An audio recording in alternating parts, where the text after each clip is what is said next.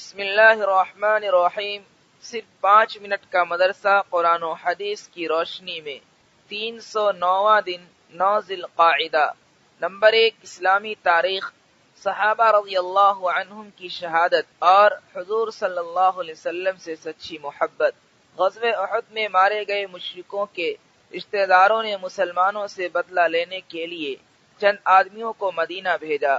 انہوں نے خود کو مسلمان بتا کر حضور صلی اللہ علیہ وسلم سے اسلامی احکام اور قرآنی تعلیم کے لیے ماہرین قرآن کو اپنے ساتھ بھیجنے کی درخواست کی۔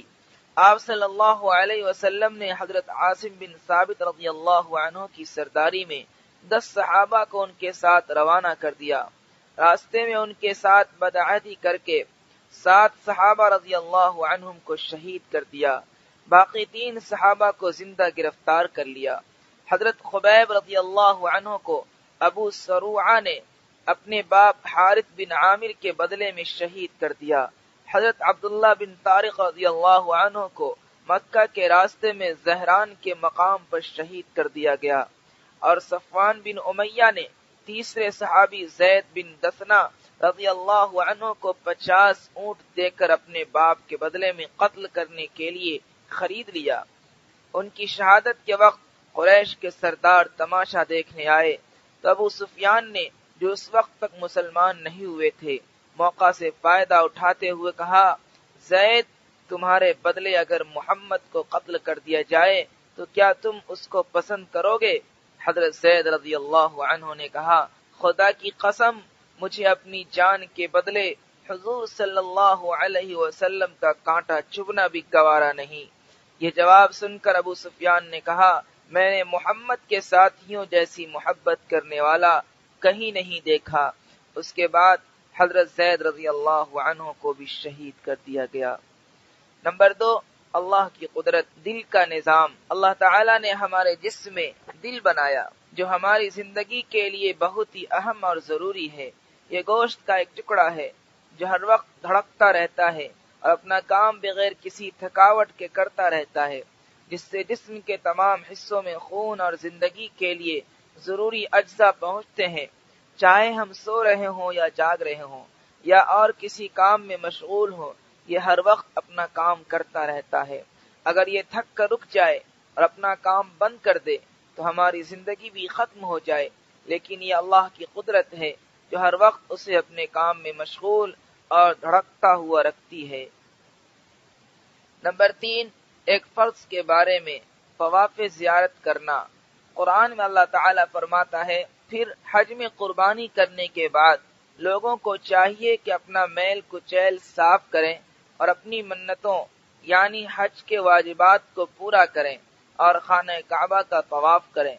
فائدہ، خانہ کعبہ کے طواف کرنے سے مراد طواف زیارت ہے جو کہ فرض ہے۔ نمبر 4، ایک سنت کے بارے میں حجر اسود کو بوسہ دینا۔ رسول اللہ صلی اللہ علیہ وسلم نے طواف کیا اور حجر اسود کو جب بوسہ دیا تو اس پر منہ رکھ کر دیر تک روتے رہے۔ حضرت عمر رضی اللہ عنہ نے حضور صلی اللہ علیہ وسلم کو روتے ہوئے دیکھا تو وہ بھی رو دیے۔ رسول اللہ صلی اللہ علیہ وسلم نے فرمایا، اے عمر، یہ جگہ رونے ہی کی ہے۔ نوٹ: حجر اسود کو بوسہ دینا سنت ہے، لیکن کسی مسلمان کو تکلیف دینا حرام ہے۔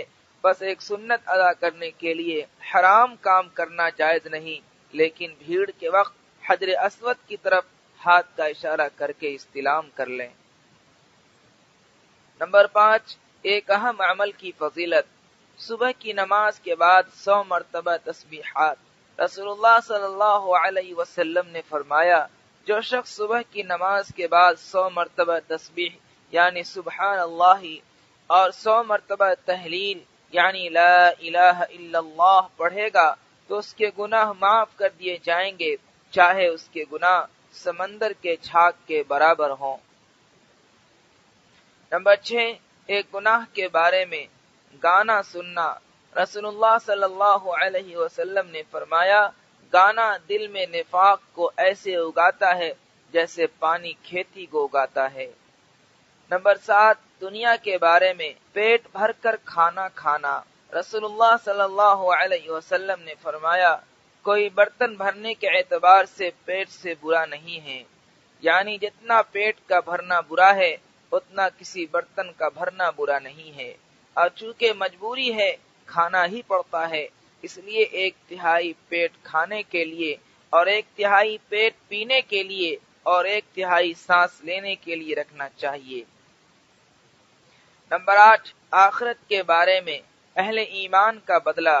قرآن میں اللہ تعالیٰ فرماتا ہے، ان اہل ایمان اور نیک عمل کرنے والوں کا بدلہ ان کے رب کے پاس ایسے ہمیشہ رہنے والے باغ ہوں گے جن کے نیچے نہریں بہ رہی ہوں گی، یہ لوگ ان میں ہمیشہ رہیں گے، اللہ تعالیٰ ان سے راضی اور وہ اللہ سے خوش ہوں گے، اور یہ بدلہ ہر اس شخص کے لیے ہے جو اپنے رب سے ڈرتا ہے۔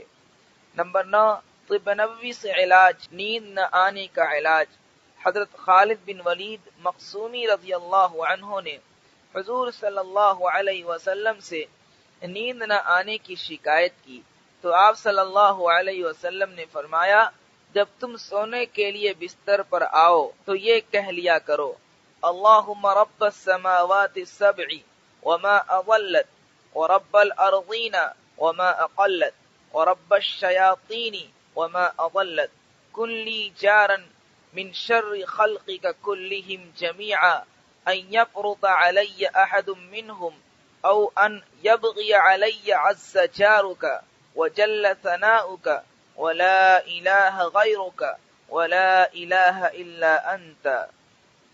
نمبر 10، قرآن کی نصیحت۔ قرآن میں اللہ تعالیٰ فرماتا ہے، اللہ کا سہارا مضبوطی سے پکڑ لو، وہی تمہارا کام بنانے والا ہے۔ جس کے کام بنانے والا اللہ ہو تو اللہ تعالیٰ کیا ہی اچھا کام بنانے والا ہے اور کیا ہی اچھا مددگار ہے۔